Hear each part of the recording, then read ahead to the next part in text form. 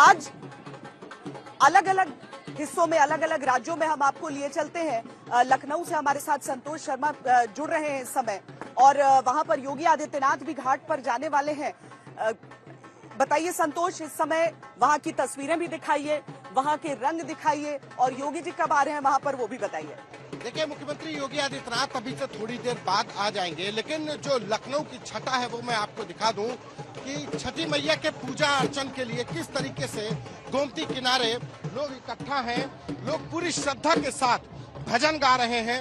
अपने जो लोग हैं वो छठी मैया के भजनों में लीन हैं, गीत गा रहे हैं, उनकी आराधना कर रहे हैं, अपने बच्चों के साथ आए हैं, उनकी लंबी कामना के लिए गा रहे हैं।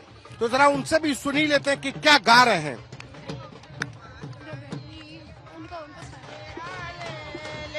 मोरा घाटे दुबिया उपज गईले, मकरी बसेड़ा ले ले, हाथ जोड़ी बोले ला कवन राम। नाम लो। सुनिए छठिया माता, रौरा घाटे दुबिया उड़ासी देबो, बरेली पाई देवो, रौरा घाटे चंद। भगवान सूर्य की पूजा अर्चना आज होगी सूर्यास्त, लेकिन आज के सूर्यास्त के समय पर जो अर्घ दिया जाएगा उसमें भगवान सूर्य के साथ साथ उनकी पत्नी प्रत्यूषा, मां प्रत्यूषा की भी अर्घ दिया जाएगा। और कल जब सूर्योदय होगा, भगवान भास्कर का उदय होगा, तो उस समय सूर्य अर्घ के साथ इस महाछठ के महाव्रत का पारायण होगा। महिलाएं अपने बच्चों के लिए, अपने घर के पुरुषों के लिए, पूरे परिवार की स्वास्थ्य कामना के लिए, लंबी उम्र के लिए ये व्रत रखती हैं। और अमूमन जो गांव में या शहरों में नदी हो, वहां के किनारे खड़े होकर के ये अर्घ दिया जाता है। गोमती के किनारे की छटा आपको दिखा रहे हैं किस तरीके से उत्तर प्रदेश की राजधानी लखनऊ नवाबों का शहर कहा जाता है, लेकिन आज छठी मैया के व्रत से व्रती के भक्तिमय में पूरा माहौल है। गोमती के किनारे लोग इकट्ठा हैं।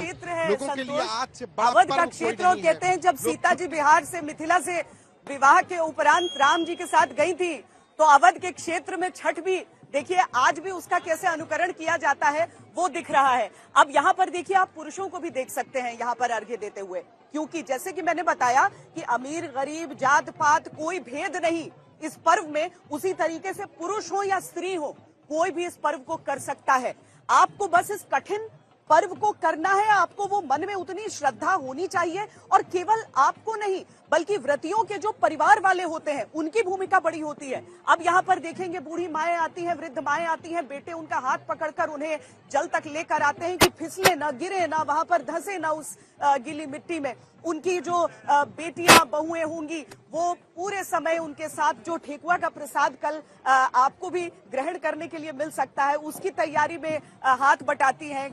और उसके बाद जो व्रती होती है उन्हीं, वही जो है एक तरह से समझ लीजिए छठी मैया कोई मूर्ति नहीं, साक्षात सूर्य भगवान सामने। छठी मैया, आप जो व्रती हैं वो इतना कठिन व्रत करने के बाद वो उनमें ही समावेश उनका रहता है, और इसीलिए जो व्रती होती हैं उनके भी पांव छुए जाते हैं। और घरों में देखिए ये सब आए हैं, रुकिए मैं जरा बात भी करती हूँ सबसे। आप लोग तो आयोजक हुए ना? जी जी। तो आपने कितने लोगों के लिए यहाँ पर किया है आयोजन? देखिए, हम लोग तो ये मान के चल रहे थे कि लगभग 30,000 छठ व्रती यहाँ आएंगे, और उनके साथ आने वाले श्रद्धालुओं की संख्या लगभग 1 लाख तक पहुँच सकती है। इस हिसाब से हम लोगों ने, मतलब जितने लोगों को यमुना जी में जाने में दिक्कत है, कोर्ट का भी आदेश है और पानी भी गंदा है, तो यहाँ पर आपने फूलों के साथ गंगा जला। जी जी, गंगा जल आया हुआ है, और गंगा जल के साथ आप यहाँ की व्यवस्था को देख सकती हैं। पुलिस भी लगी हुई है, हमारे वॉलेंटियर्स भी लगे हुए हैं।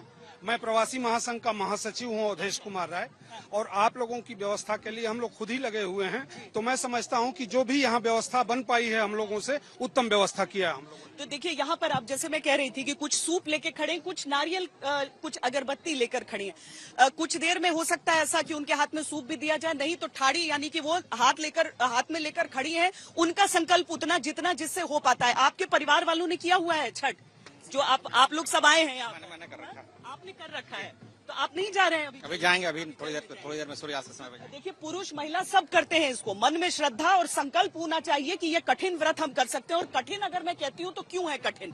देखिए, 4 दिन का जो पर्व है उसमें सबसे पहला दिन आप नहाते हैं और उसके बाद कद्दू भात जिसको कहते हैं, नमक आप त्यागते हैं। उस दिन से आप फर्श पर आ जाते हैं, जमीन पर ही सोते हैं। आप बिस्तर नहीं, आप टूथब्रश नहीं, आप दातुन करते हैं। सब कुछ, हर एक चीज प्राकृतिक, हर एक चीज शुद्ध।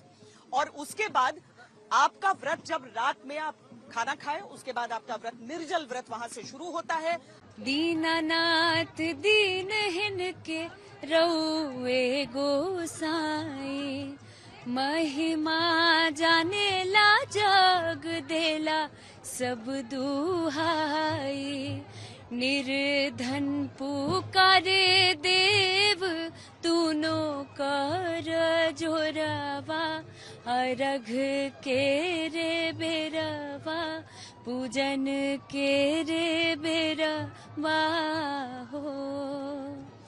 तो आज मैं कल्पेली तिवैया का मतलब सच में समझ पा रही हूँ और बहुत ही कठिन पर्व है ये। मैं चाहती हूँ सभी व्रतियों को ढेरों शुभकामनाएं देना चाहती हूँ और तमाम देशवासियों को मेरे तरफ से छठ पूजा की एक बार फिर से ढेरों शुभकामनाएं।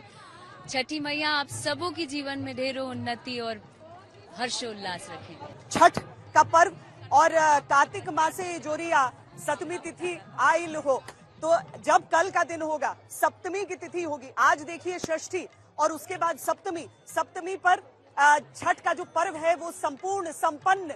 जब सूर्यास्त हो जाएगा और घाटों पर आप देख सकते हैं किस तरीके से जबरदस्त यहाँ पर व्रतियों की जो है भीड़ उमड़ी है। साथ साथ जो उनके घर परिवार के लोग हैं, नाते रिश्तेदार हैं, सब यहाँ पर पहुंचे हुए हैं। और आप देख सकते हैं अर्घ देने की प्रक्रिया जो है वो इस वक्त चल रही है। और किस तरीके से 36 घंटों तक चलने वाला ये निर्जला जो उपवास करती हैं महिलाएं पुरुष, सभी जो है एक साथ एक सूत्र में बंध के जो है इस पूजा को जो है वो संपन्न करते हैं। और हमने देखा बिहार और यूपी में खासकर किस तरीके से ट्रेन भर भर के जो लोग हैं वो आने के लिए जो बेचैन रहते हैं बिहार में। तो वो तस्वीरें जो हम साफ देख सकते हैं किस तरीके से तो तमाम लोग जो अपने घर आए हैं, बिहार आए हैं,